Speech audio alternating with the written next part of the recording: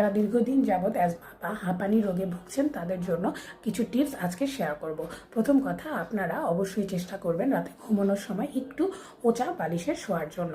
চেষ্টা করবেন যে দুটো বালিশ যেন দেন, যাদের রাতের বেলা শ্বাসকষ্ট হয়, তখন আপনারা একটু প্রপড আপ পজিশন, আমরা যেটা মেডিকেলের ভাষায় বলি, সেভাবে শোয়ার চেষ্টা করবেন। দ্বিতীয়ত, এমন বাসায় আপনারা থাকার চেষ্টা করবেন যেখানে পর্যাপ্ত পরিমাণে বাতাস আসা যাওয়া করে। যারা ইনহেলার ইউজ করেন, সব সময় চেষ্টা করবেন আপনার পার্সে বা আপনি ঘুমানোর সময় আপনার কাছে অবশ্যই ইনহেলার যেন থাকে। যারা অলরেডি ব্রঙ্কোডাইলেটর নিচ্ছেন, তারা চেষ্টা করবেন আপনার বিছানায় আপনার পাশে কোনো বক্সে বা আপনি দৈনন্দিন জীবনে যে ব্যাগ ব্যবহার করেন সেখানে যেন ব্রঙ্কোডাইলেটরটা থাকে। এবং যারা পোষা প্রাণী পোষেন তাদের ক্ষেত্রে বলবো, পোষা প্রাণী স্পেশালি বিড়াল বা এই জাতীয় প্রাণী পালন করা থেকে নিজেকে বিরত রাখবেন। এই সমস্ত টিপস যদি মেনে চলেন এবং ডাক্তারের দেওয়া, আপনার ডক্টর আপনাকে যে মেডিসিনগুলো দিয়েছেন ওগুলো একটু প্রপারলি নেওয়ার চেষ্টা করবেন। আর ঠান্ডা থেকে নিজেকে দূরে রাখার চেষ্টা করবেন।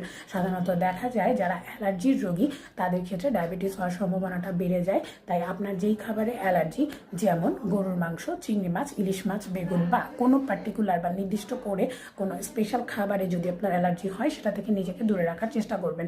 অতিরিক্ত ধুলাবালিযুক্ত জায়গায় গেলে অবশ্যই মাস্ক পরিধান করার চেষ্টা করবেন এবং খুব বেশি হাঁপিয়ে যান এমন কাজ না করার চেষ্টা করবেন, যেমন বেয়ে বেয়ে 8-10 তলা ওঠা বা এরকম কাজ থেকে বিরত রাখার চেষ্টা করবেন। ধন্যবাদ সবাইকে। আসসালামু আলাইকুম।